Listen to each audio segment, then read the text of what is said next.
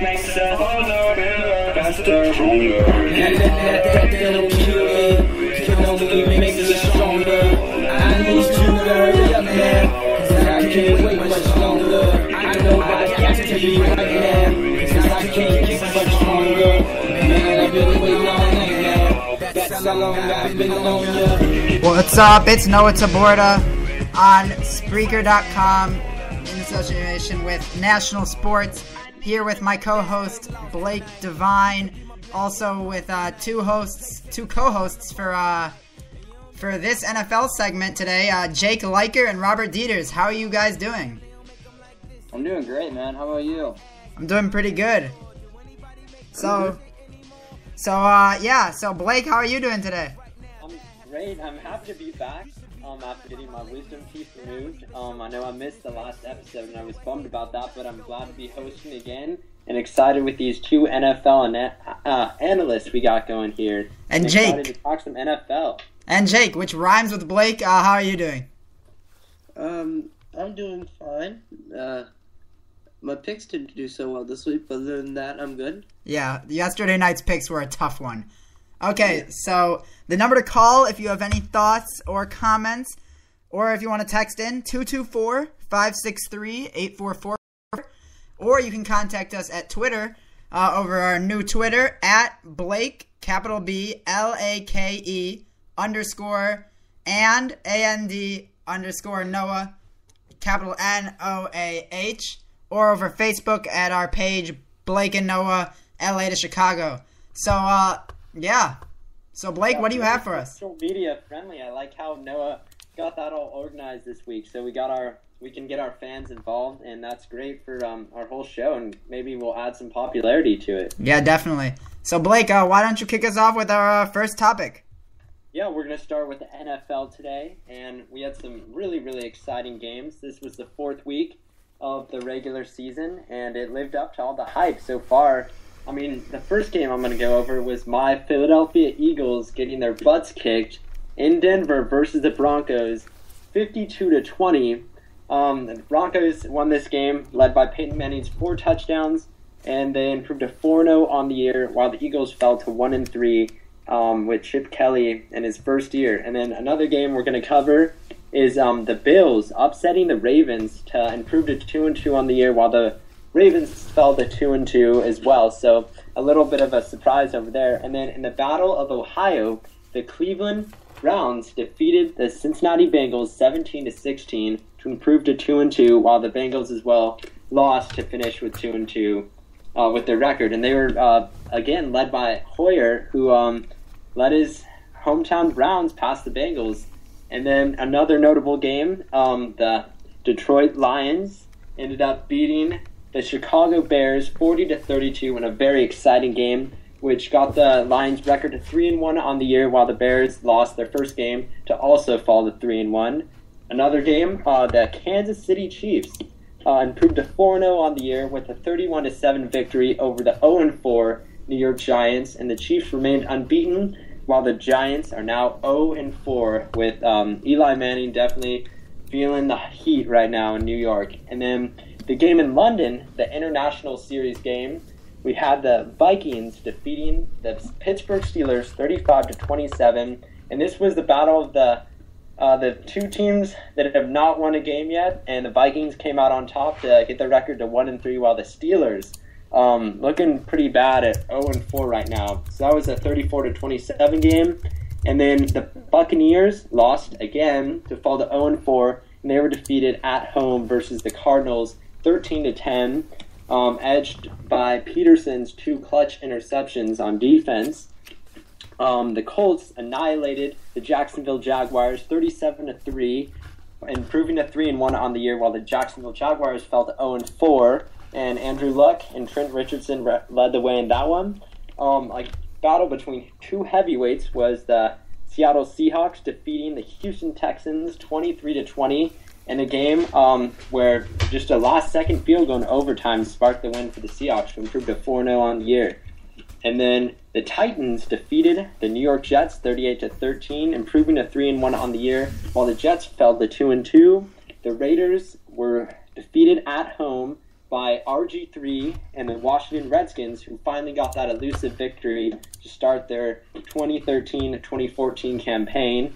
So they're 1-3 on the year, both those teams. And then the game that recently just went final was the San Diego Chargers defeating the Dallas Cowboys to improve to 2-2 on the year, while the Cowboys fell to 2-2 as well. And that game was 30-21, and it was very, very exciting. And then currently, right now, we have a game going on between two possible Super Bowl teams, and that is the Patriots at the Falcons. Patriots off to a 3-0 start to the year, and then the Falcons at 1-2.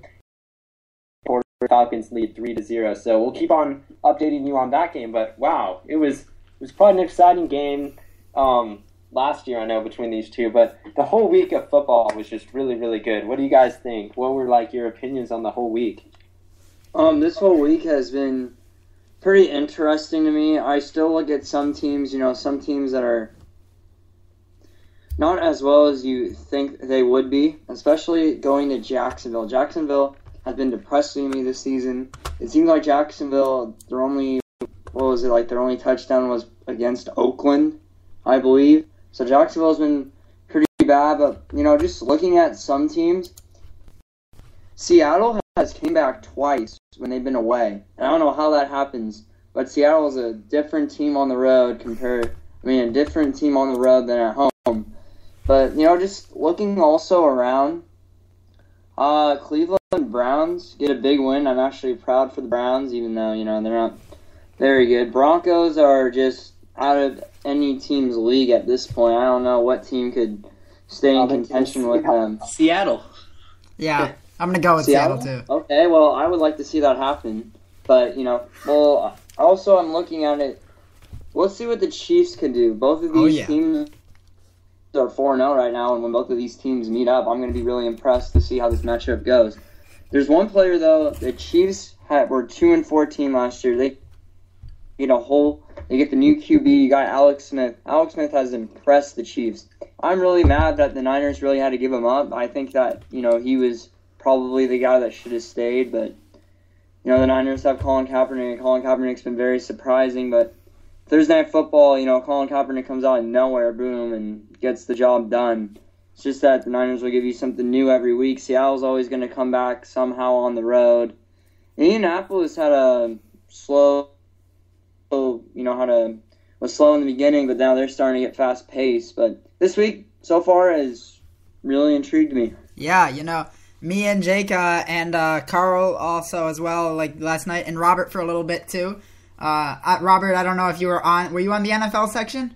You got the Monday night game, I think. Yeah, the Monday night game. So, yeah, but obviously then, Jake, you know this. We made so many picks that looked like they were obvious picks, and then the teams come out this week and don't perform the way. Just going through this, I'm pretty sure we both picked Baltimore to win, and Buffalo came out and won. We definitely picked Cincinnati. Cleveland won. Chicago loses to Detroit. Then you have, you go down the list. You picked Tampa Bay to beat Arizona. I picked Arizona. Arizona won that game. Tampa Bay. I'm done with trusting the Buccaneers. Yeah, and then you here you get the one back. You picked San Diego. I picked Dallas. But then you have Washington, Oakland. We both picked Oakland, but Washington ended up winning. It's just been a really unpredictable week. And it's starting to take effect. All of these weird wins is starting to shape the standings in a way that if you said that at the beginning of the year, none of us would thought that would be the way it would end up.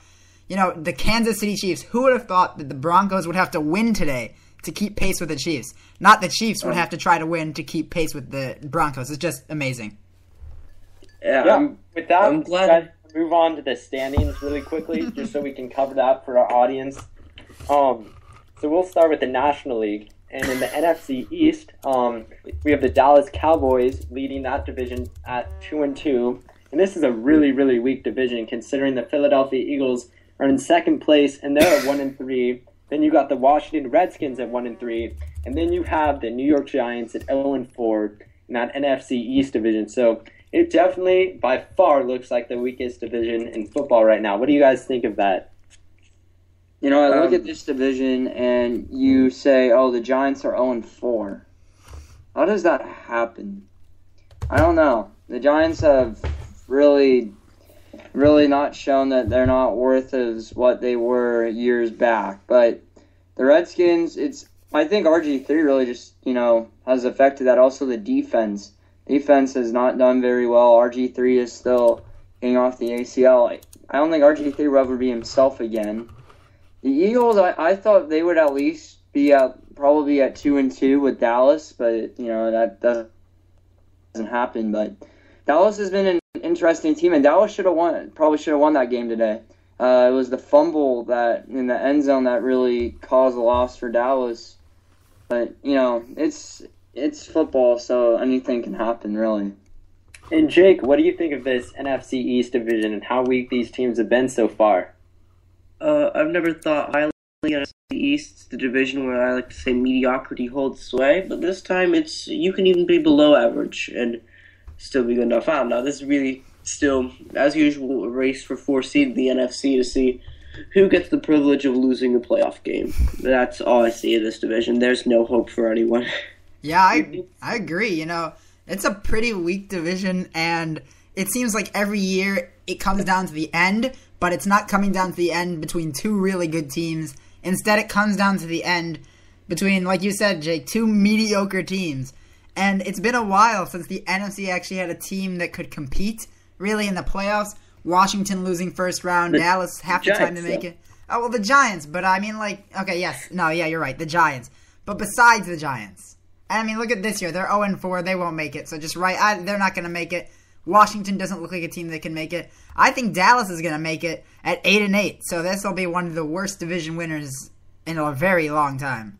Yeah, I mean, do you guys remember a few years ago, there was that NFC West, and I think it was Seattle with a 7-9 record. I think they were one of the only teams to ever go into the playoffs with a losing record, and they actually had home field, and they ended up beating the Saints. Yeah, Marshawn Lynch's crazy run. Marshawn Lynch's amazing run. Do you think with this division, the winner could end up having a losing record? Yeah, definitely. No. I wouldn't be surprised. I mean, they haven't been necessarily that phenomenal. They've actually been kind of, obviously, they haven't been phenomenal at all. They've been really weak. I wouldn't be surprised one bit. I would be more surprised if one of them had a winning record. I would say 500 record, but I think if a winning record comes up, it would be more surprising than anything else. Okay. Well, that's our NFC East. We'll move on to the NFC North now. I know we got some favorite teams for Noah, the Chicago Bears, and obviously the Green Bay Packers. Right now, the leader of this division is Detroit with a 3-1 record, and then following that is Chicago with an even record as well. Not even with Detroit with a 3-1 record, and then you got Green Bay, 1-2. I mean, I don't even know how you can. The Packers are at 1-2 right now, and then you have the Minnesota Vikings at 1-3, who won their first game today. So, what is your guys' opinion on this division right now? I got Chicago winning this division right now. The Bears are really strong. Maybe Jay Cutler can struggle at some times. We have Brandon Marshall. Matt Forte played really well today. Detroit, I think, will come in close, but I think they're not going to make the cut. But Green Bay has also, I'm not going to count out Green Bay. You still have Aaron Rodgers, probably considered the best QB in the game right now. And I just wouldn't count out Green Bay. But Minnesota, I don't think they're even going to be close. AP is the only one that's really kind of keeping that team alive at this point. But this division is going to be pretty tough. I think it's going to go down to Chicago, Detroit, and Green Bay. Okay. Jake, what do you think about this division so far after four games for most of these teams? There's still no way around the fact that the 4 quarterbacks in this division, or I should say 5 now, Castle, Ponder, Cutler, Stafford, and Rodgers. And Rodgers is far and away better than the rest. He's the best quarterback in the NFL. This happened last year to the Packers, but I assure you the sky is not falling. Remember last year we started the season 1-2. I think we were even 2-3 at one point. Sunday Night Football game against the Texans when they were undefeated at that point, and Rodgers just blew up. I saw this coming. I expected this coming, and I am really not. I'm not surprised that this is where they are right now. They get the bye week. I'll be there actually to watch them beat Detroit, hopefully.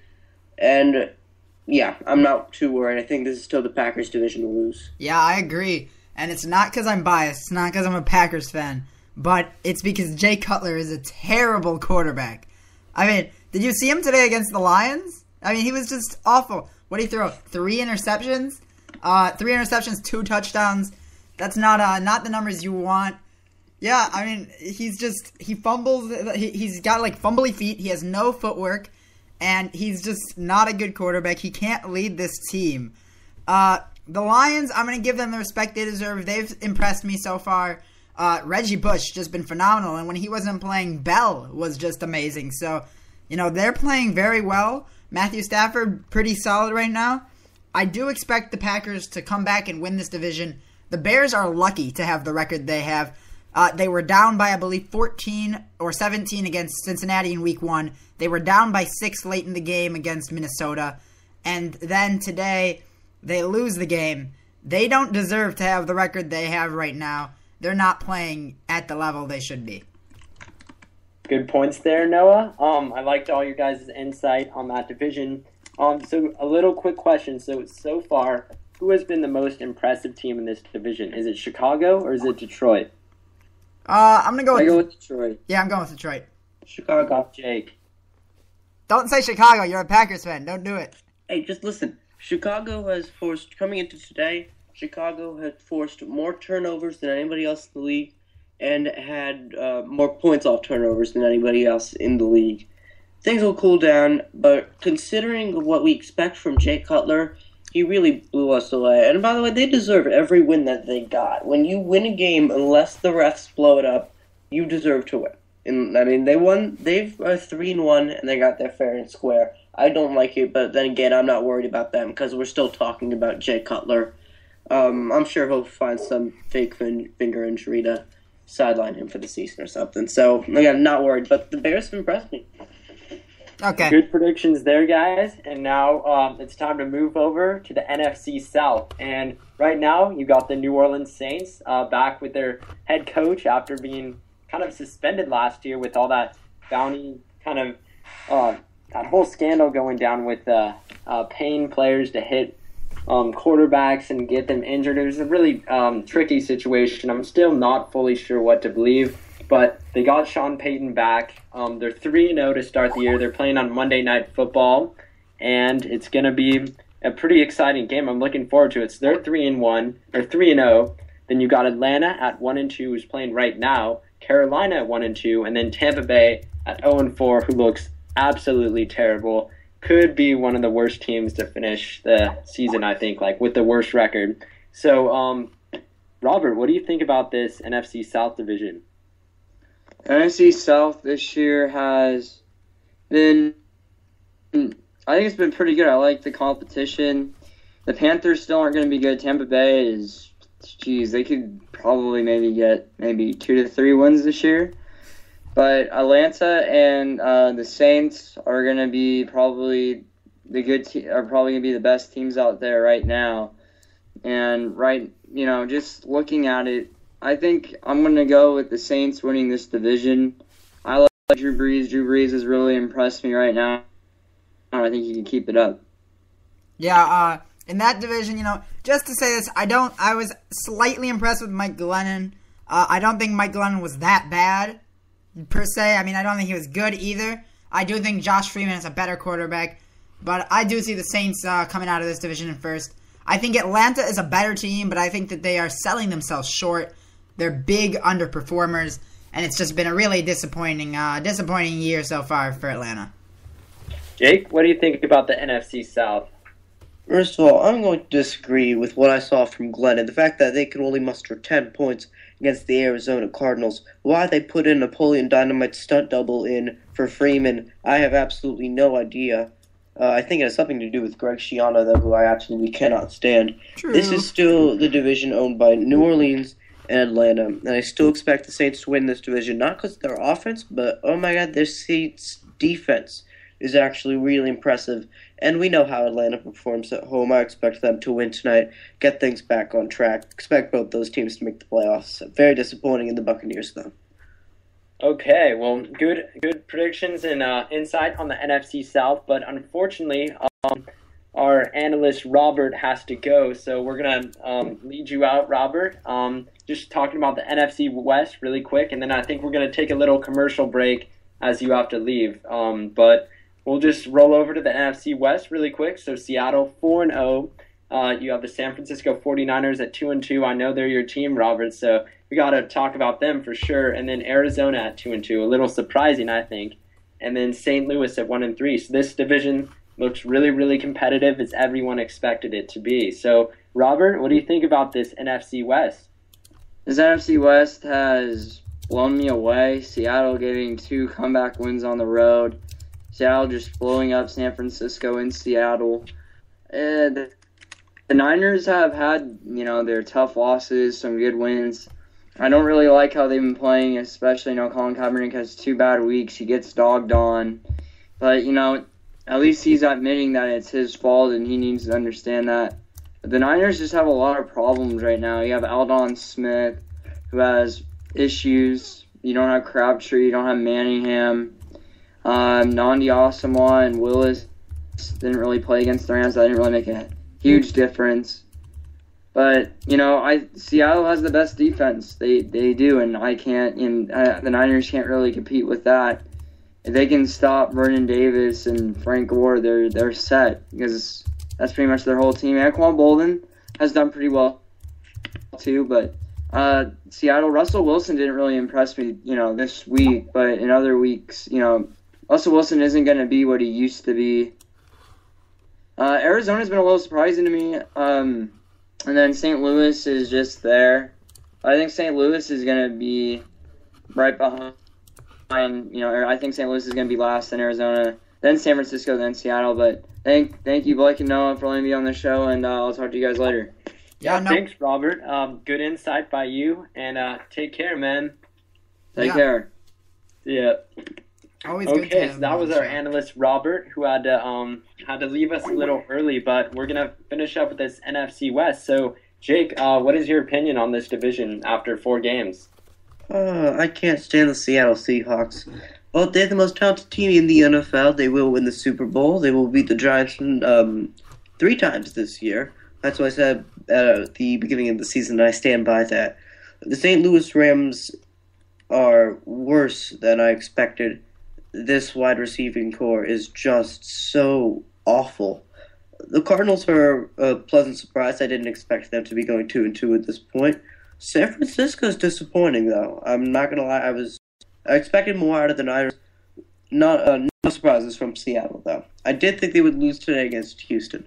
But still, that was really impressive, what we've seen from the Seahawks. And I expect that to continue all the way until we hit New York in early February.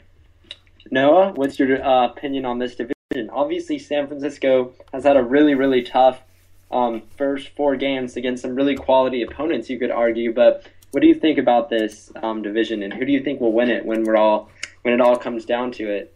Okay, so let's start with the Rams, because the Rams have been awful on offense. They're 31st in the league in rushing yards, so that's just terrible. They're 12th in passing yards, so they're at least in the top half, but they're awful against the run game.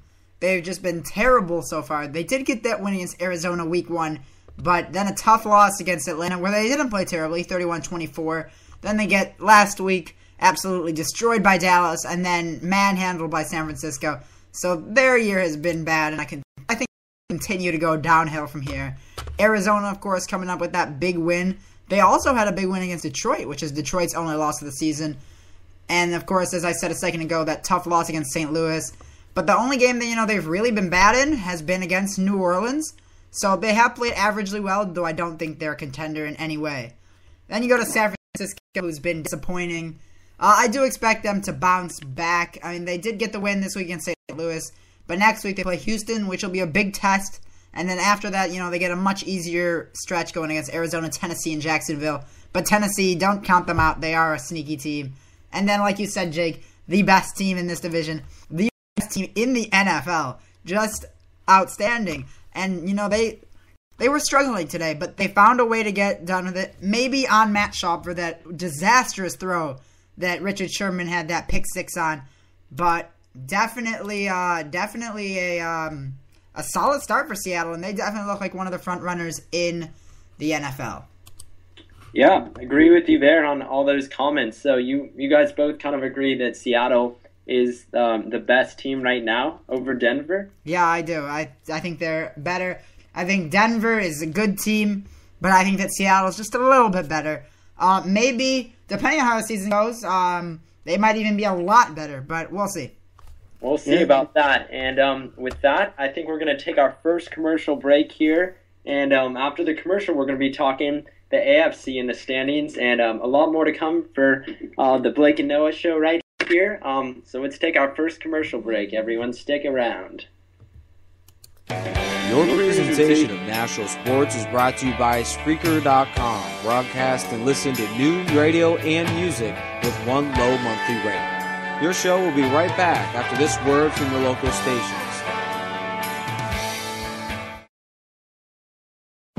You can contact National Sports in a number of ways, through Instagram, Facebook, and Twitter with the label National Sports. We love to have you guys a part of our show and can easily join us also through text or call. You're listening to the National Sports radio station on Spreaker.com.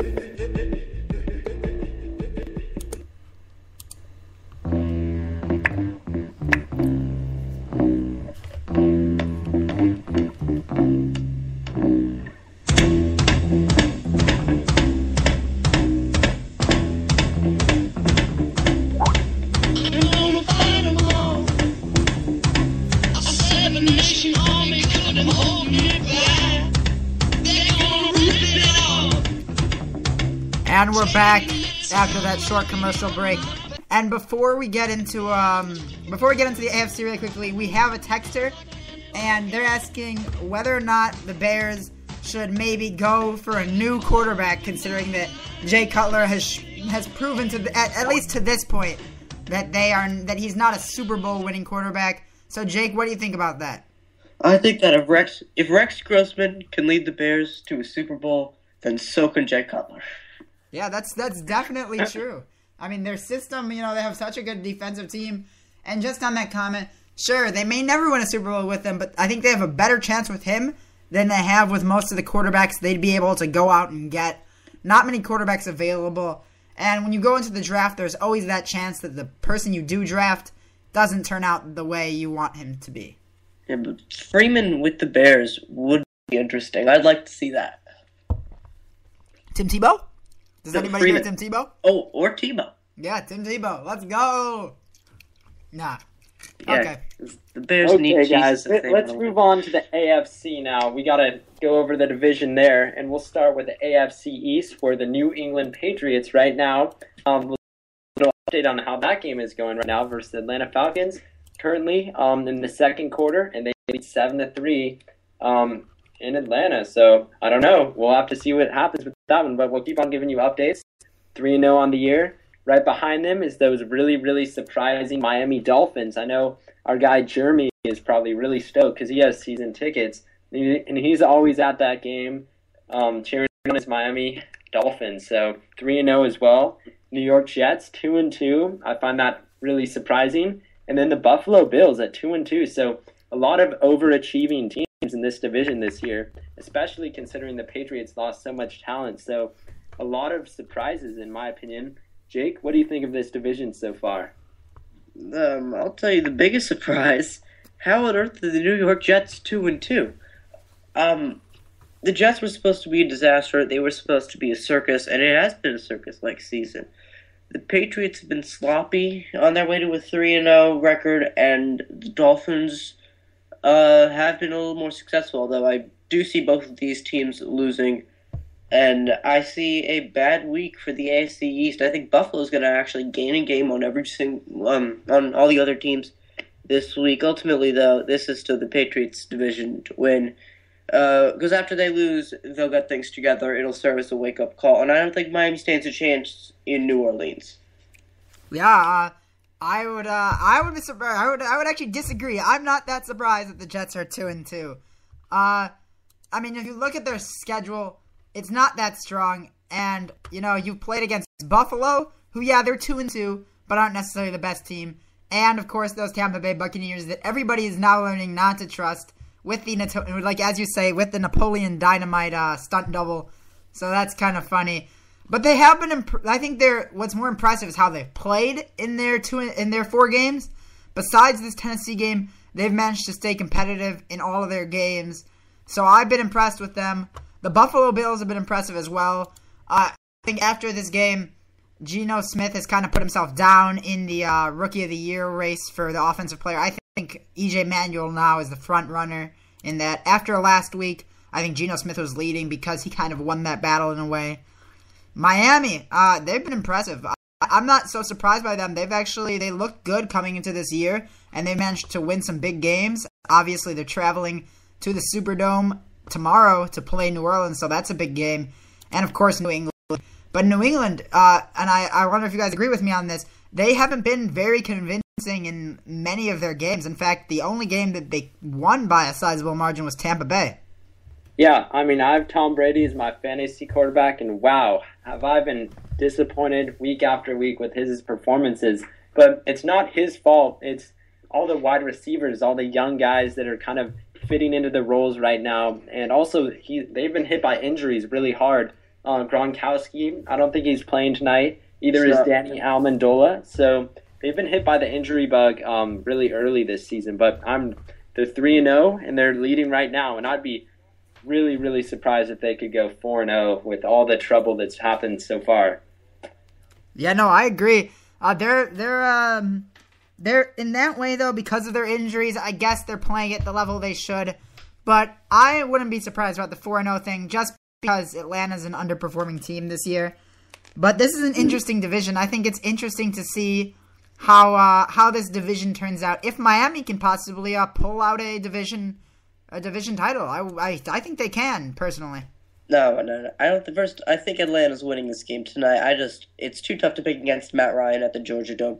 And second, even with all the injuries, Brady is still creating more assets in that receiving core. I mean, early second quarter tonight, he threw a 1-yard touchdown pass to a guy named Matthew Mulligan, who sounds like he should be a mascot for a miniature golf course. Matthew Mulligan. You've never heard of this guy, and neither have I, and neither have any of us, but that's what Tom Brady does. He's a proven winner, and I don't think that the Miami Dolphins can catch them. I just don't see that happening. Yeah, good points there, guys. We got to move on to our next division, but yeah, very interesting. Looking forward to see how the AFC East turns out this year. And with that, we'll move on to the AFC North. A lot of underperforming teams, you could say. You look at the bottom of the division, and there's the Pittsburgh Steelers, 0-4. When you think of the Pittsburgh Steelers, you think of a winning franchise. You always think of a team that's consistently in the playoffs, and they're 0-4. I mean, this could be a real bust year where I could see them possibly having the worst record and maybe getting a number 1 draft pick and kind of revamping their franchise, kind of like the Colts did a few years ago when Peyton Manning was injured. So that's just a little insight I thought about the Steelers. And then in front of them is the Cincinnati Bengals, who've underperformed. They're 2-2 on the year, considering with the high expectations that they had coming into the preseason. And then Cleveland is 2-0 since trading Trent Richardson, which is very interesting. Hoyer has been pretty outstanding considering he's the third-string quarterback for that team. They're 2-2. They're tied for the division lead. And then there's Baltimore, who really, I cannot figure out this team. I mean, looked really good last week in the victory versus the Texans, and they were beaten today by the Buffalo Bills. Would not have expected that one. So this is really an up-and-down division. Yeah. What is your opinion, guys? Yeah, so the thing about the Ravens is how Joe Flacco plays will dictate how they play. You see Joe Flacco today have a just terrible game. One of the worst games of his career. He threw 4 picks today. And I was watching NFL Red Zone, and it seemed like every second they'd have to flash to the game and say, Joe Flacco has another pick. Yeah. So they were just terrible.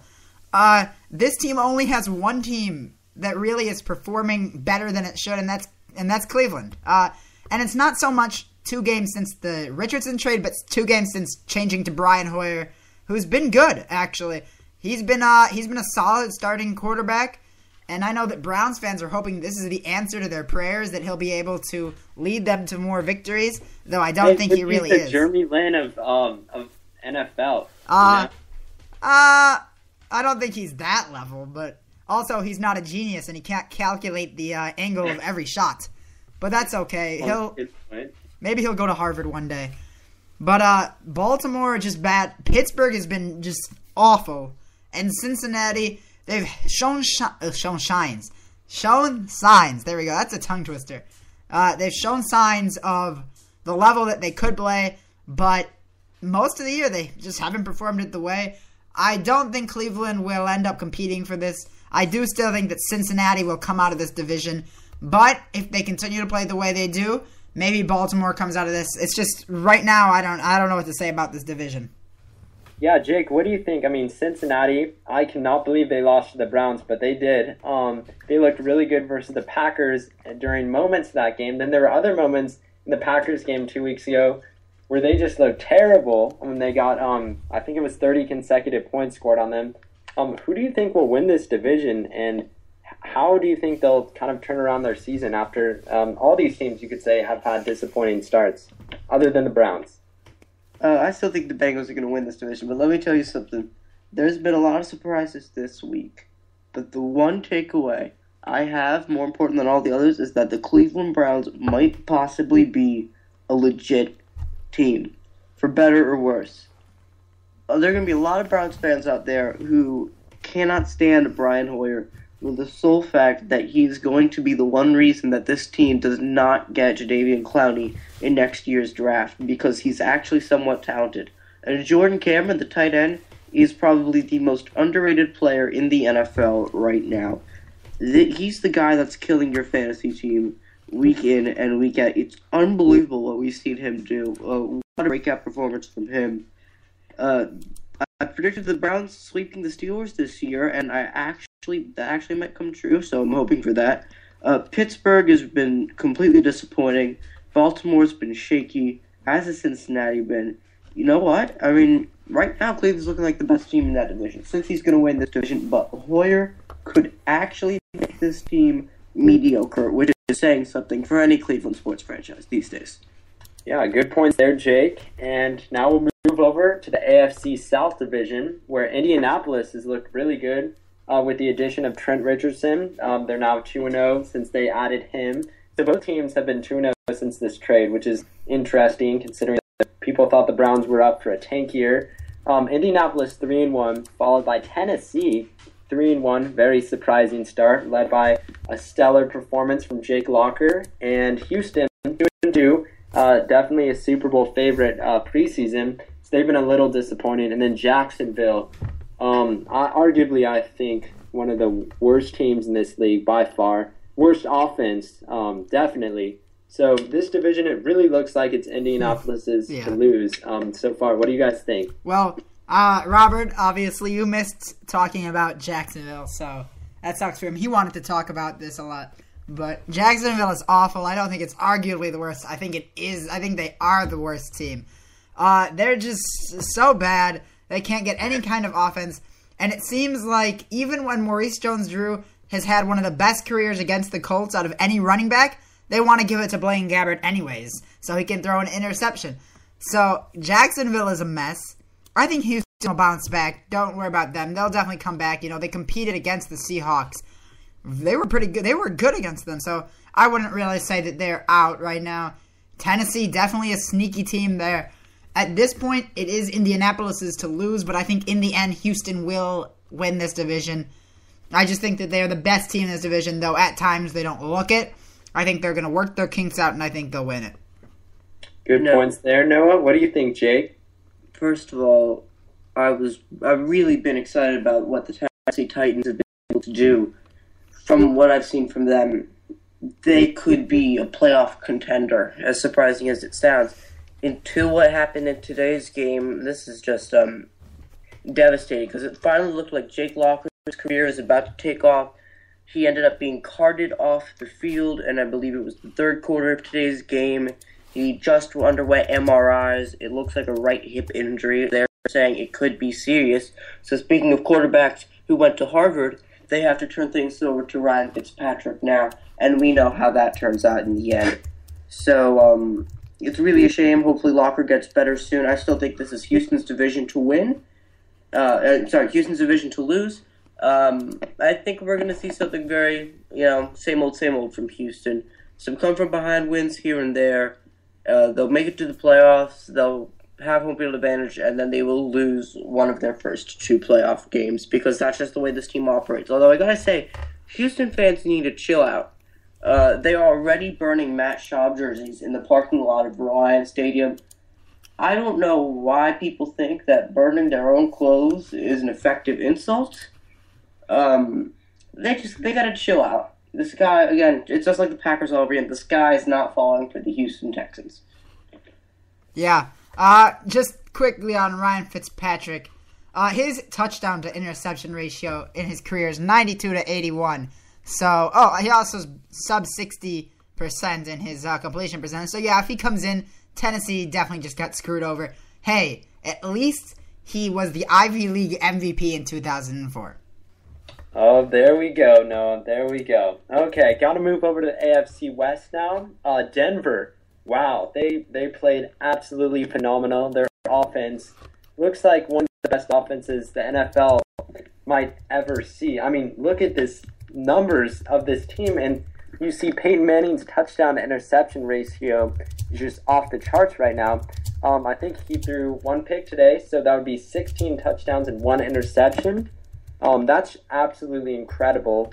He could have already, if the season were to end today, everybody would vote for Peyton Manning for MVP, no doubt about it. This team is 4-0 and looks like they could be definite in contention to maybe go 16-0. I don't know. I'm just putting that out there. Kansas City, though, is following them. They're 4-0. They're quite surprising, and they are right on their heels, undefeated. And then we got the San Diego Chargers, 2-2. Look pretty shaky, but look, sometimes Phillip Rivers can look like a pretty good player, and this team can sometimes look like, a possible playoff team.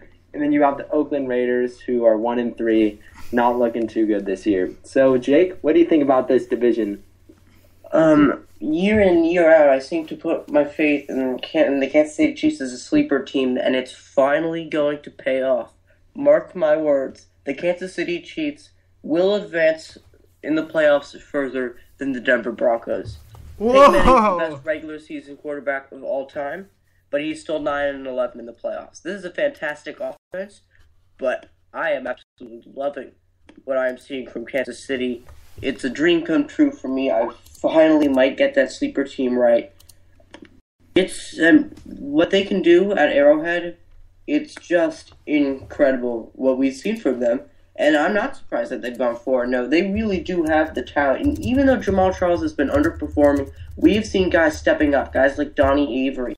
Guys like Dexter McCluster. The whole team is pitching in. There's not exactly a superstar. They kind of remind me of the Denver Nuggets of the NFL, but with George Karl as their coach. Or in this case, Andy Reid. I'm absolutely loving what I'm seeing from Kansas City. Don't get me wrong, Denver's a fantastic team. There's absolutely no way this team goes 16-0. Defense wins championships, not offense. So I'm going to say that the Chiefs are going forward in the playoffs this year from the Broncos. I'm going to have to disagree with that. I think the Chiefs are a good team, but I think that the Denver Broncos, yeah, sure, defense doesn't win. Offense doesn't win championships, but offense can still get you through the first round of the playoffs. And, Denver, sure, they don't have a great offense, a great defense, but I think that just how well Peyton Manning has played, I think that he can get them through the first round, especially if they end up getting the first seed. Because if they do, they could end up playing against a team that is shaky at best, I think, in the AFC.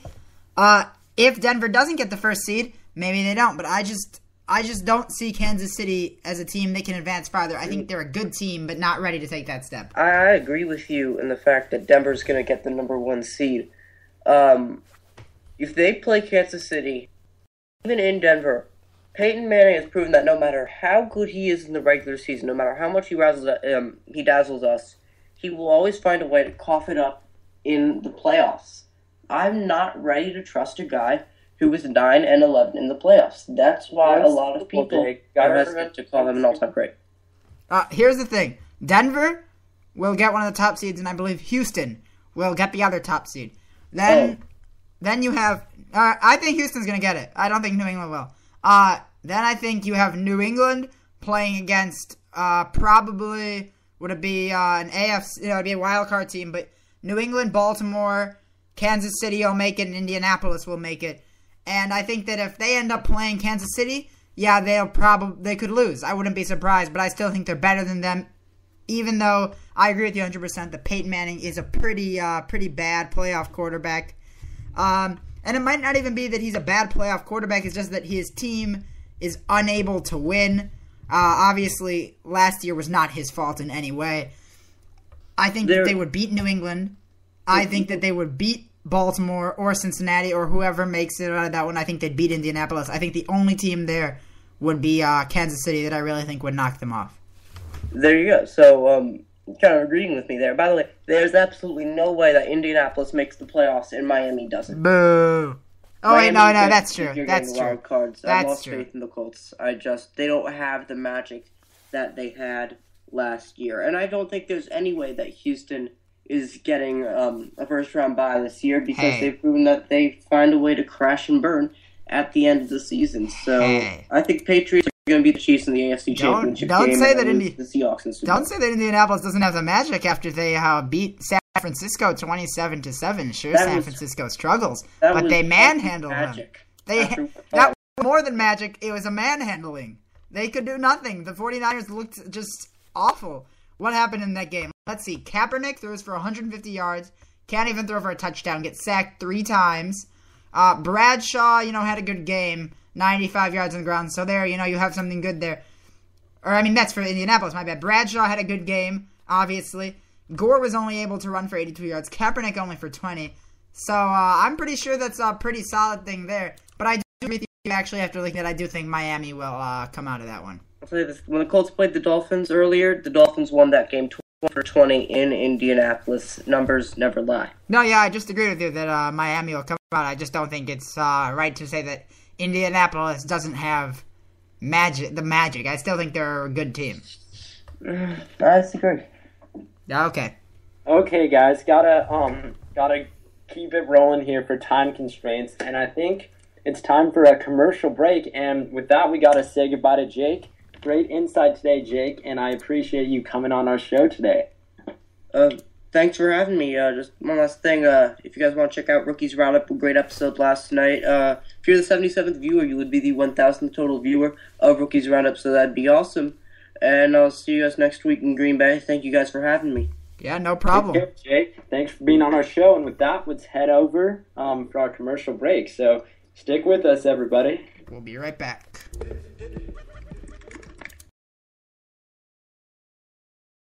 America's pastime of baseball is changing as we know it into a sport we've never seen before.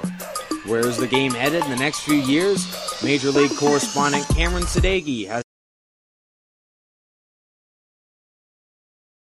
Los Angeles, California.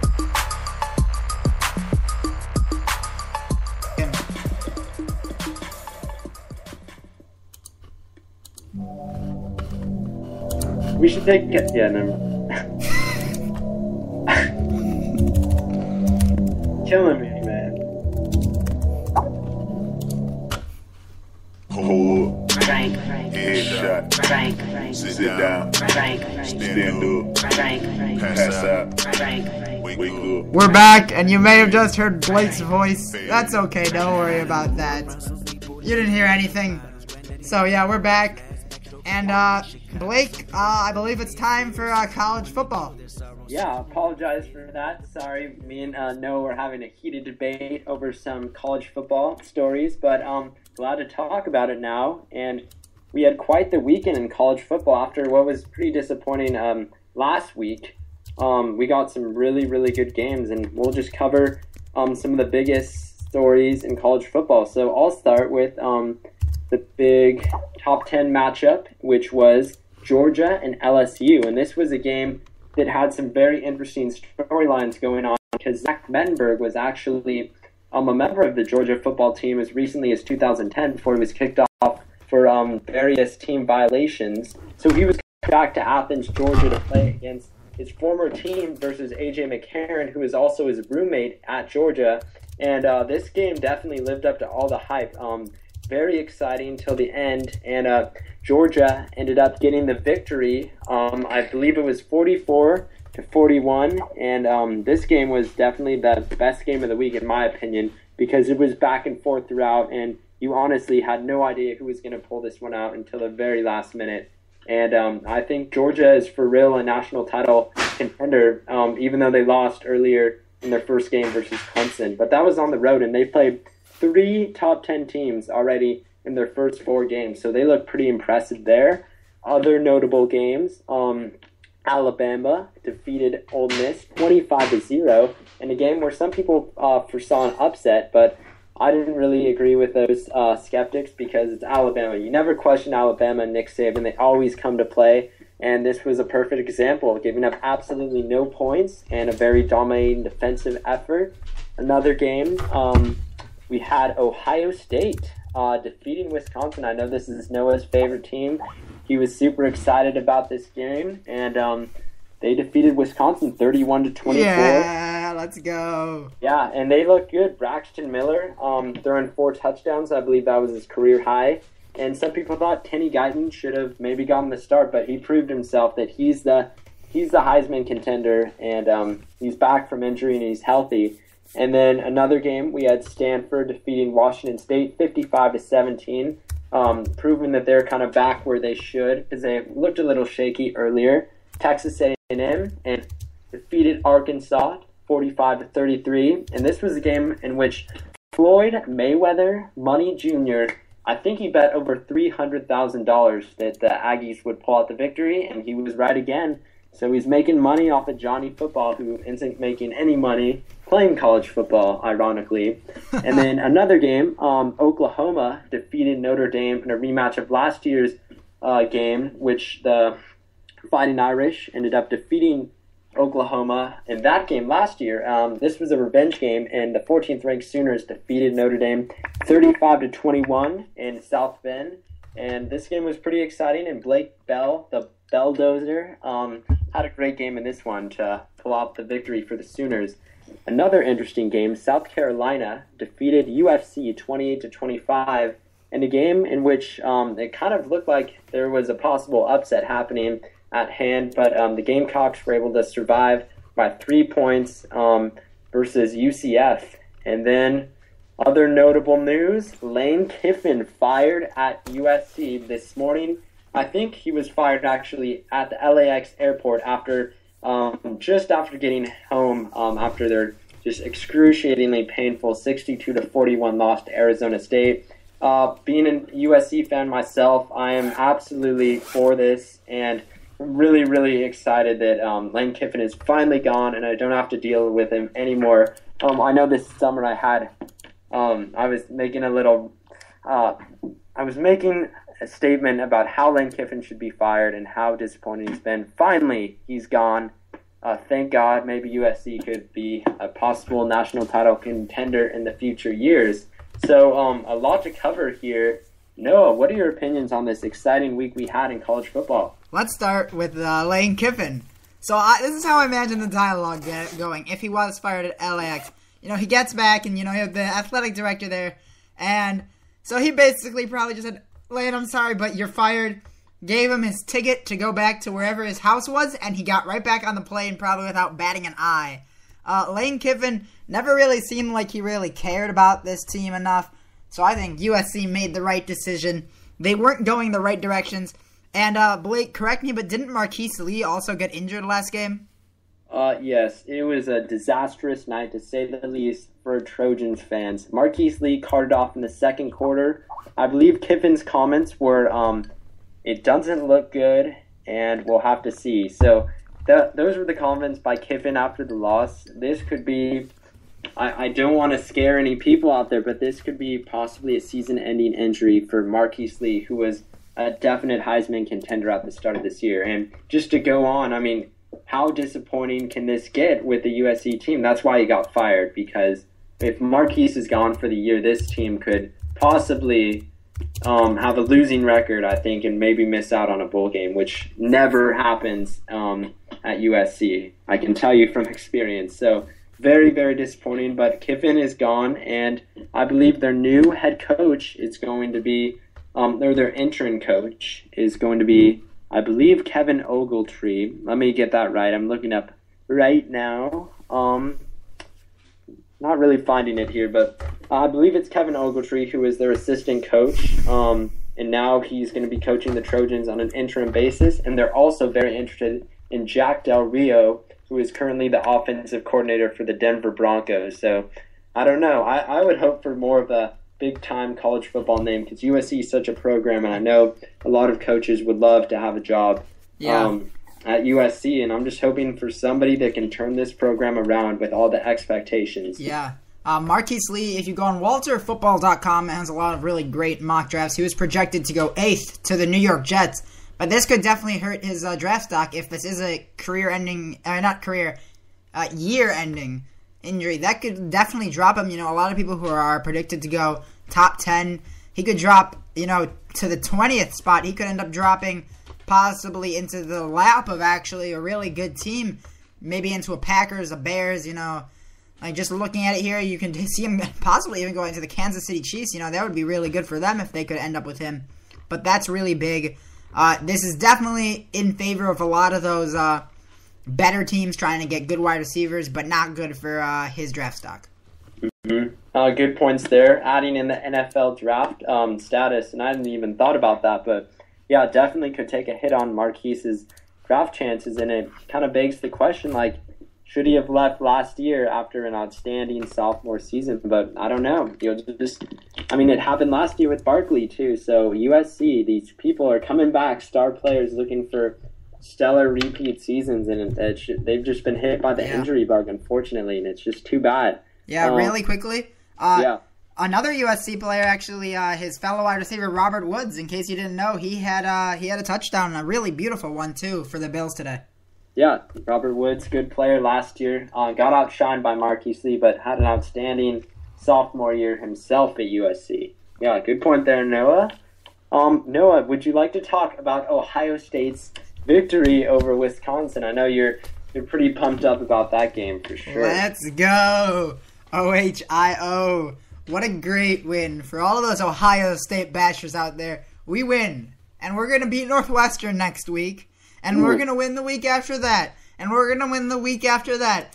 We're going to win throughout the whole year, and then because of tougher schedules for Oregon and Alabama, we'll be in the national championship game. I guarantee you that, and we're going to shock everybody, and we're going to win, because when Braxton Miller comes back after not playing 2.5 games and throws for 4 touchdowns, you know something's right. You know something's right when Wisconsin's best running back, Melvin Gordon, who has been just on fire this year.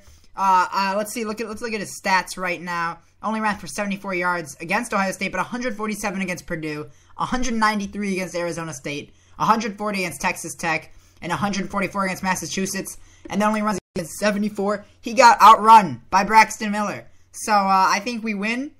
We're looking very good. And a weaker Big Ten, another tough loss for Wisconsin. This is looking like a really good year for Ohio State. And everybody on that chat on ESPN was saying, oh, Ohio State's bad. They can't win the game. Well, we won. So all of you guys shut up. We will win the national championship. Let's go.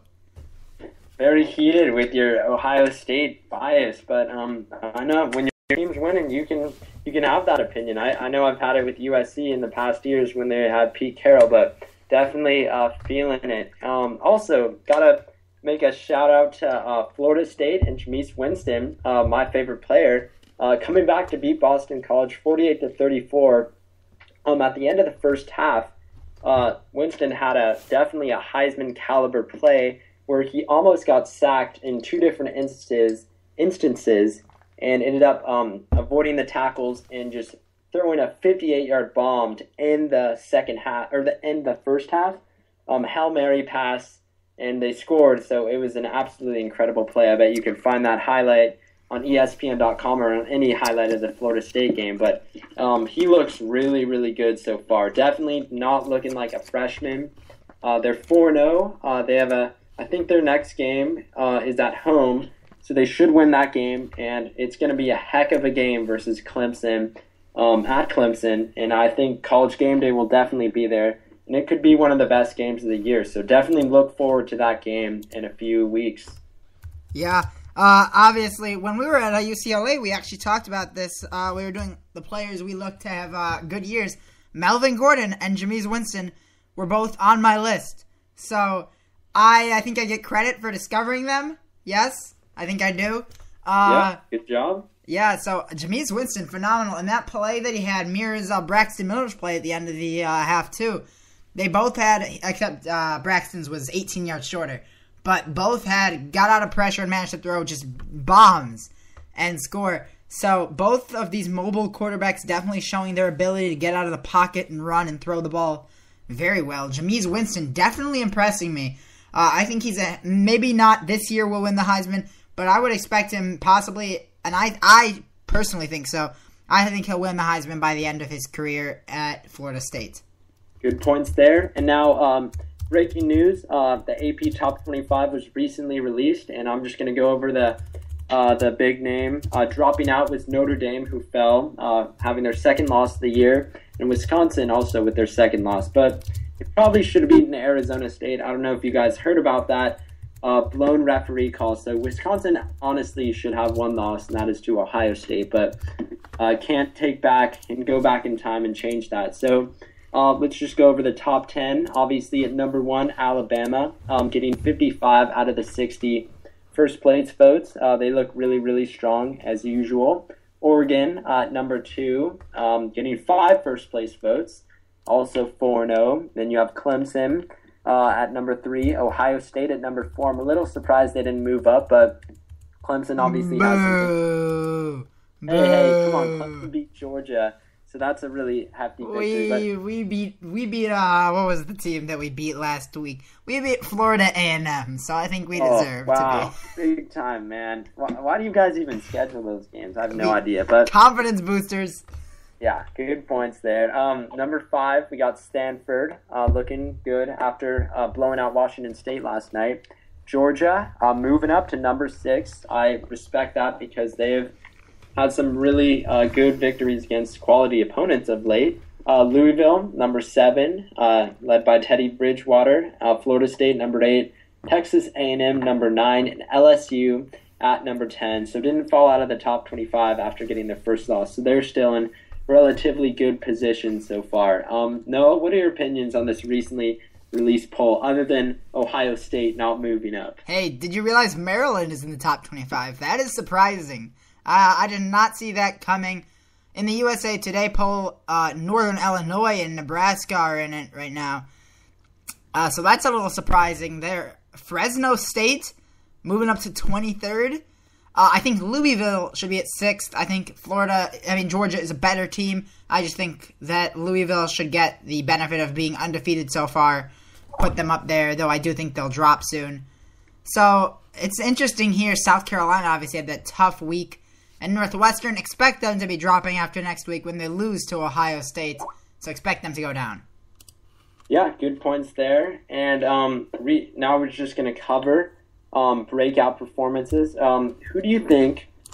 Just give me your top 4 for Heisman after weeks, after this recently played college football weekend, and what performances kind of stood out from you from this past week that spurred your Heisman standings to shift a little bit? Okay, well, I said it on my college football show on Tuesday. Marcus Mariota is my Heisman favorite, and he still is now. Just been phenomenal. The sophomore has been out of control, just so good. And I know Carl would love to hear that. He was talking a lot of Oregon smack yesterday. In second right now, I'm going to take Teddy Bridgewater. He's been really good this year. I think that he is the best pure quarterback. I think this is almost like an RG3 versus Andrew Luck. I think Teddy Bridgewater is more of an Andrew Luck. RG3 mirrors the Marcus Mariota. And then at third, I'm going to put Manziel. I think that he still deserves to be in the Heisman talks, though I think Mariota and Bridgewater are on a whole nother level. Good points there. I'm a little surprised. What about A.J. McCarron? He's a senior. He's had a great career at Georgia. He's putting up some really good numbers so far. 11 touchdowns and only 3 interceptions with some really big wins against quality opponents. I don't like A.J. McCarron. I think that that's a little misphrased. I like A.J. McCarron. I just don't think he's a Heisman favorite. I think he's really just good. I think he's good, but not Heisman level. I think if you took away his defense, Alabama isn't as good, though they are a good offensive team. But I attribute most of that to T.J. Yeldon. Yeah, good points there. And now I think we're going to wrap up our college football and take our third break of the day so far. And we're gonna take our break and then go talk about some baseball next. So stick with us, everybody. And I know we're excited because the Major League Baseball season just ended. Yeah, so stick around. We'll break down the standings, and we'll be right back.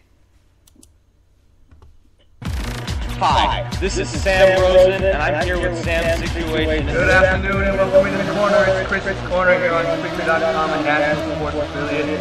Hello, and welcome to the Cameron Sadecki Show. Hello, ladies and gentlemen, and welcome to another edition of the Sports Talkie. This is affiliated with National Sports. Cameron Sadecki, Chris Sylvester, Sam Rosen, Andrew Goldstein, Daniel Levy, and the entire broadcast crew with Commissioner Robert Dieters. You are live from National Sports Radio Station in Los Angeles, California.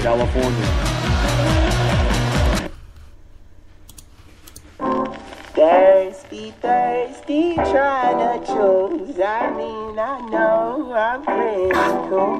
My nitty bag, my kitty boots. I got the juice, Ten old Chatham's on. Foolies glad I'm home. Even my haters. Well, yeah. Welcome back. The YouTube video didn't load that time, but that's fine. Not delaying it at all. So we're back, Blake, and as you said, we're going into the MLB section, and the season just ended. So Blake, get us rolling. Yeah, very good regular season of Major League Baseball this year.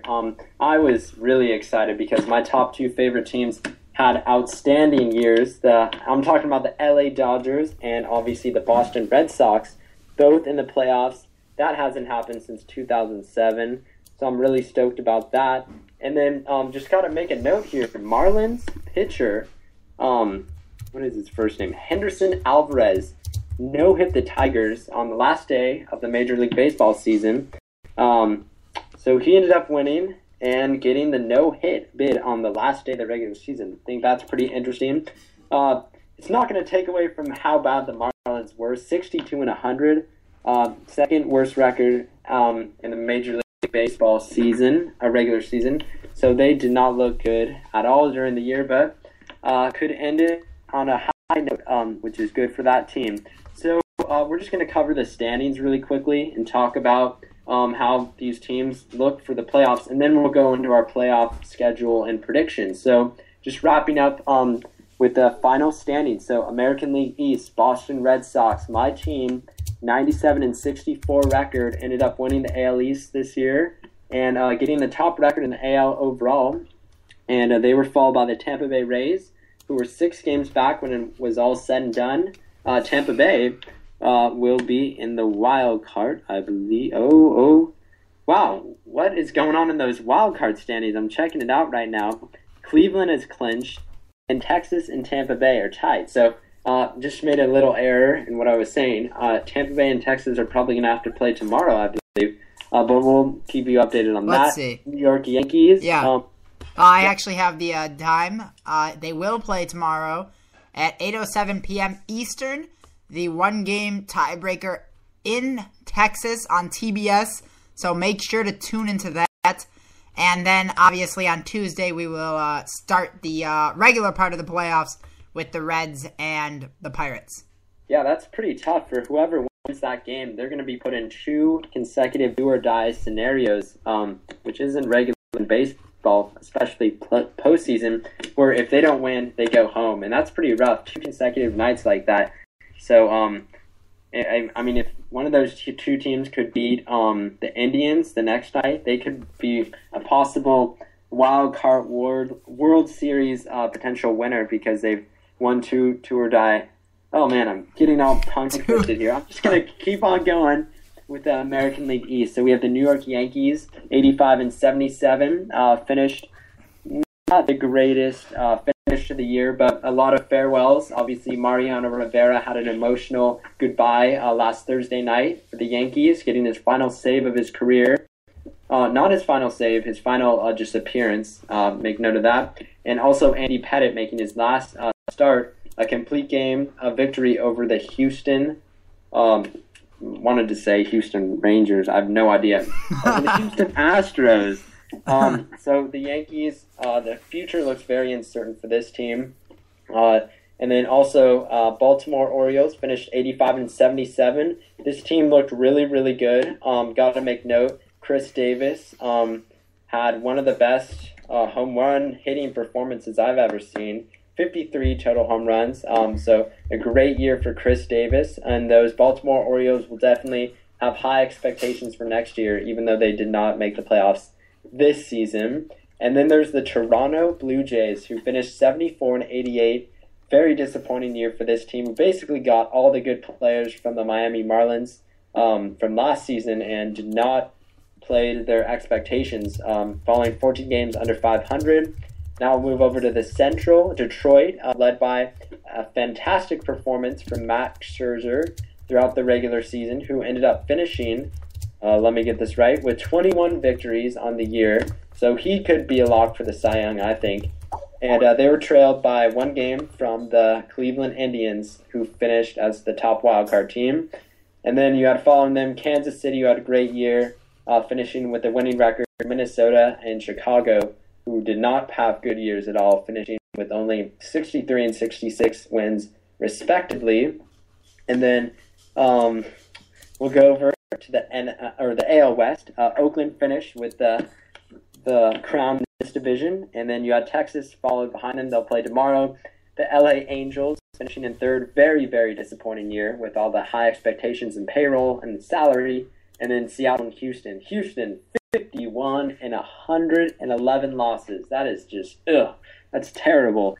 National League East, Atlanta won that division with 96 victories. Very good for them. Washington, very disappointing, 86 victories. Fell 10 games short of the Braves. The Central had a great year this year. St. Louis ended up coming up on top, and they'll have the top record in the NL. Home field advantage in the NL with their 97 wins, and then followed by Pittsburgh with 94 wins and Cincinnati with 90. So those 3 teams will all be in the playoffs representing the National League Central Division. And then the Dodgers out west with 92 wins, a great season for them. And so those are the final standings of the Major League Baseball 2013 season, and looking forward to the postseason. Noah, what can you say about the postseason? Well, let me start you guys off with the schedule. So as I said, Tuesday will be the first day in Pittsburgh. The Reds will take on the Pirates. Here we go. Francisco Liriano on the mound for the Pirates, facing off against Johnny Cueto. I'm going to go with the Pirates here, though this is a do or die, so it's not the better team, it's the better team on that day. Then, on Thursday, the Dodgers will play the Braves. That's a big game there. Wednesday will be the AL wild card, but we don't know the matchup yet because of that tiebreaker, so I can't really disclose that, but I would say that it's probably around the same time as the Tuesday game. But then the first game, the NLDS, Dodgers-Braves.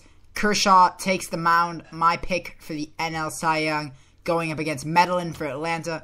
Definitely it should be a really good game. Then we have Tigers Athletics. I expect that on Thursday the other NL game will probably be going on between St. Louis and whoever ends up winning the NL tiebreaker. So that'll be interesting. It will be a NL Central matchup. So lots of interesting things going on. Tigers Athletics, which of course means that your Red Sox will be taking on either the Indians, Rays, or Rangers. I think that between the Rays and the Rangers, I think the Rangers will come out on top.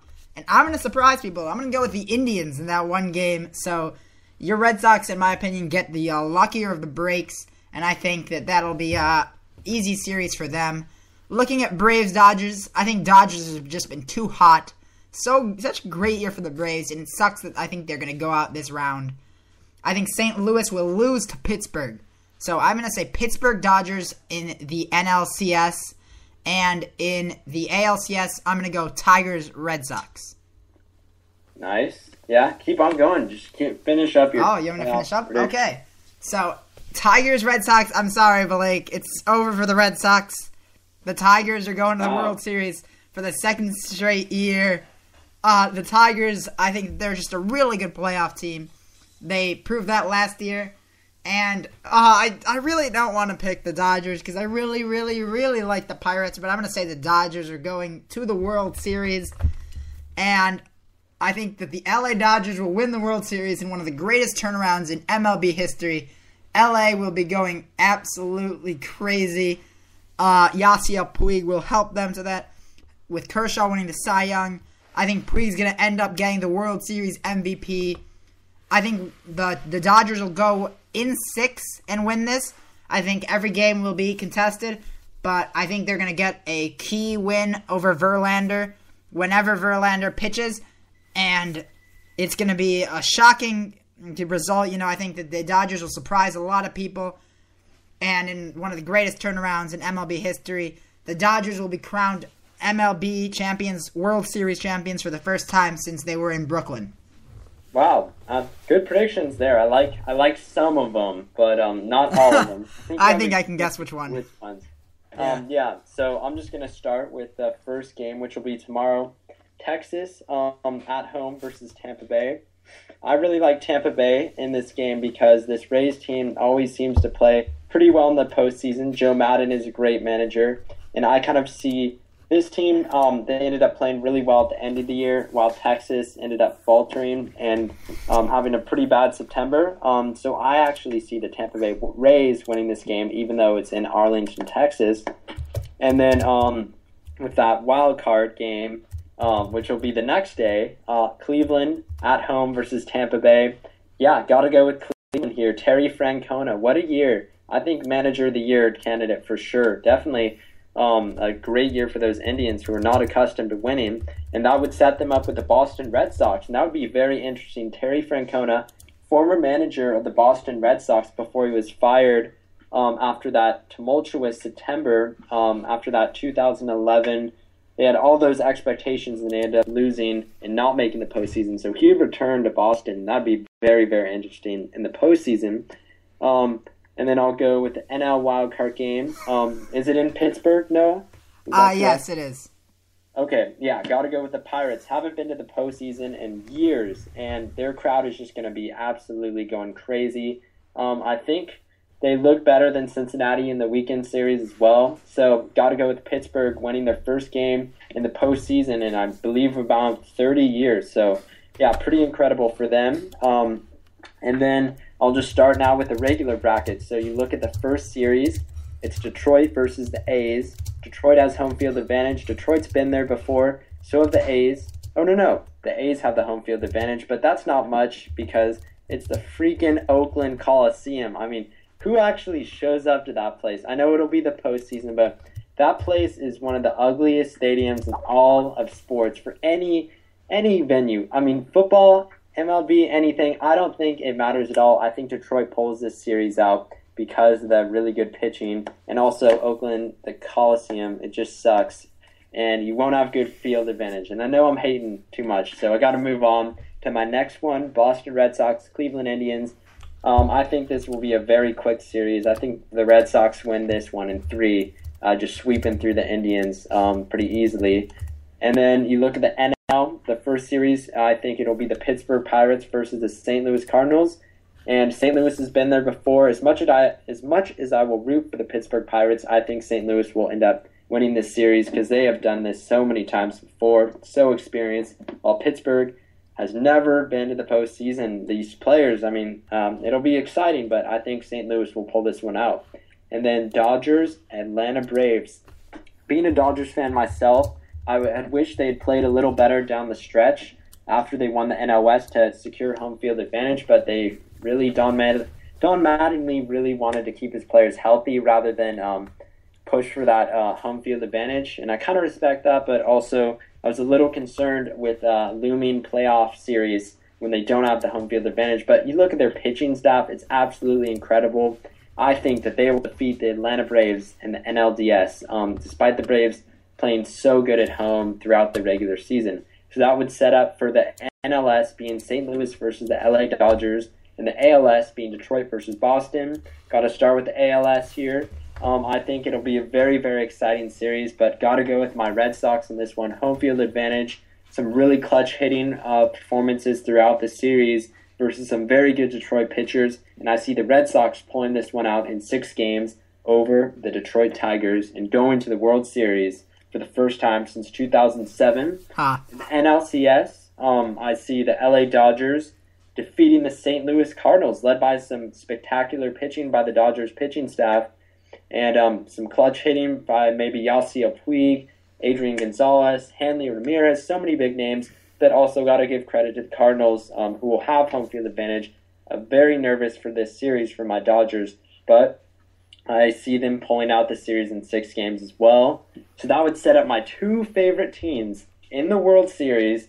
Not sure who I would root for. I give a little bit of the upper hand because I love the Red Sox, but I also really, really like the Dodgers. I cheer for the Red Sox, and if they came to LA for like a possible Game 3, Game 4, I mean, I would give my heart to go see those games since they're so close to Santa Barbara. So, but with the series, I see the Red Sox and the Dodgers. No, yes. No. Okay. I see them pulling out this series in 5 games. 5 games? Hitting is going to beat the clutch pitch in this World Series matchup. I mark my words. I don't know what to say. Remember this, okay? Remember these predictions. They're golden. Oh my God.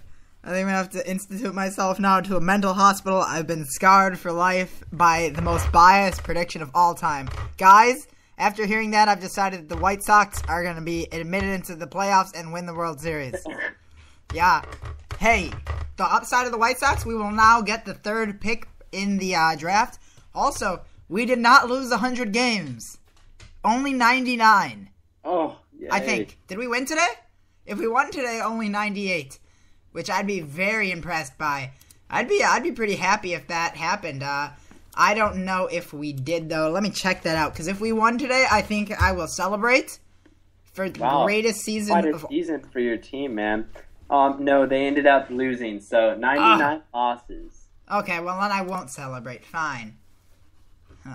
That's a tough one. I disagree with you on the Red Sox. I just can't go with the Red Sox winning the World Series. I just don't see it happening. I can't see. What's your manager's name again? It was what's his name? John Farrell? John Farrell, yes. Very good manager. No, you can't do it without Terry Francona. It's actually been Red Sox winning has been copyrighted by Terry Francona, so I'm sorry, it's not happening. Okay, we'll just have to see. I can't wait for it, though. Yeah, it'll be a great playoff series, and when the White Sox lift that trophy, we'll all celebrate. What are you talking about, Noah? You're getting all loopy here. I think we're going to have to go on to our, I think we're going to have to wrap up this show just so you don't go in the loony bin. Yeah, and we're gonna wrap up just a couple of Say What stories just really quickly. And this one is on your USC Trojans. This one says these are all not real ones, but it's still really funny. NCAA lifts sanctions on USC of having to be coached by Lane Kiffin. So basically it says NCAA lifted its crushing sanctions on the USC football program today, allowing the Trojans to finally move on to someone at least semi-competent as their head coach. So basically just bashing Lane Kiffin, and they say, I appreciate that the NCAA has recognized that we have made great strides with our program since the Reggie Bush incident. By lifting the Lane Kiffin sanctions, the NCAA has in good faith recognized this progress and allowed us to take a positive step toward being successful on the field as well. So Lane Kiffin definitely not going to be happy about that one. On to the next one. It's honestnfl.com, and it has pictures of Colin Kaepernick, Eli Manning, Roethlisberger, and RG3, and it says, report, all these guys suck now. So that's a little true for right now. And that's definitely what it probably say. And the latest headlines also say, some teams 3-0, some 0-3, some 2-0. I got a knock joke for the Pittsburgh Steelers fan. Okay. So knock. Who's there? Owen. Owen who? 0-4, baby. That's just read that one on a comment on ESPN.com. Just had to say it for all those Pittsburgh Steeler haters out there. Yeah, and then it also says NFC least instead of NFC East. And then it says, now Browns now looking to build around Brian Hoyer. Let's see. Oh, RG3 0-3. Get it? Like his nickname and the team's record? Oh, well, they won today, so... That is true. Let's see. Report, Mike Tomlin intensely said I don't know. Okay, that one's weird. 72 Dolphins hoping 13 Dolphins don't go undefeated. And 100 Aaron Rodgers mistakes that weren't his fault. So that's definitely true. Andrew Luck shows glimpses of having personality. So lots of funny ones there. And then to conclude this, there's been this conversation, Blake. I'm not sure if you're aware of it. The nicknames on the back of the jerseys. So for the NBA. Yeah. Right? Yeah. So the Brooklyn Nets is funny. It's old and angry. So that's a good one, considering they are a pretty old team. Dwight Howard's is kind of a DI asterisk. So that's a funny one. James Harden is beard. Derrick Rose is ow my knee. So I don't like that. That one made me a little angry. Yeah, I can see that one. Yeah. Chris Paul is flops a lot. Yeah. Yeah. Let's see. Pau Gasol is neck beard. So that's a funny one. Yeah, Pau Gasol shaved his beard over the offseason, so I'm very interested to see how he plays without the scruff. Yeah. Kyrie Irving is LeBron bait. J.R. Smith is the pipe. And Tim Duncan is boring. So that's true. That is very true. Yeah, there's nothing exciting about him. So those are some funny fake articles, but still funny. And we have our birthdays, and then we'll do our shout-outs. In baseball, let's see if we have anything big. No, not really. Wow, this is a pretty boring baseball day. In basketball, Hershey Hawkins' birthday today. And John Paxson, currently the vice president of basketball operations for my Chicago Bulls. So happy birthday to him. Ken Norton Jr.'s birthday today in football, as well as Dave Wilcox and John Mackey. In hockey, Antti Niemi, who was a goalie that led the Blackhawks to a Stanley Cup. In soccer, Andrei Shevchenko. It's his birthday today. Silvio Piola. And that looks like all that there is in the birthdays. So, yeah, it's weird. Yeah. So let's move on to shout-outs. Yeah, I'm just going to give a little shout-out to my family and thank them for all the help they've given me during quite a busy start to the school year. So thank you, Mom, Dad. Love you all, and thank you for all the support. And then also going to shout out to my two favorite baseball teams, the Boston Red Sox and the LA Dodgers. Looking forward to see how those two teams play in the postseason. Also got a shout out to my USC Trojans, getting rid of Lane Kiffin, a positive step toward the future. And I'm excited to see how it turns out, but I still don't expect that great of a year this year. Also, got to give a shout-out to my Eagles defense. Yeah, baby, 52 points. This could be one of the cruddiest defenses I've ever seen in Philadelphia. Thank you, Chip Kelly, for installing quite the defensive strategy. Then got to give a little shout-out to my LA Lakers. Looking forward to seeing this team in the preseason, and hopefully Kobe Bryant can come back for the start of the regular season. So those are my shout-outs. Okay, yeah. Just really quickly, I'm going to do a shout-out to your Eagles defense, the greatest defense of all time. I think, just phenomenal. It's not like, they didn't do that bad considering how badly... Actually, no. Did they do better or worse than... Oh, no, they did worse than the Ravens, so never mind. still a terrible week. But shout out also to Ohio State, undefeated. Shout out to the White Sox for getting the 3rd pick in the draft. Great tank year, guys. Wasting Chris Sale's talent is always nice. Then shout out to the Bulls. Derrick Rose returning to action this Saturday. I'm excited. We play the Pacers in preseason action. Shout out to my family, all my cousins. Shout out to all the listeners tuning in. Always nice to have you guys. Texters, all of that. And, shout out to my show. On Tuesday, of course, I'll have my college football prediction show. Wednesday, my soccer show. And then, I don't know, there's always the possibility of a show in between. But, yeah, those are my shout outs. Yeah. Great episode we had today, and got a shout out lastly to Jake and Robert, and thank them for being on our show today. Great show. We got to talk about lots of football, and obviously very excited for the postseason in baseball. So we had a great episode tonight, and take care, everyone, and thank you for listening, and have a great night. Yeah. Later, everyone. Yeah, tune in next week too.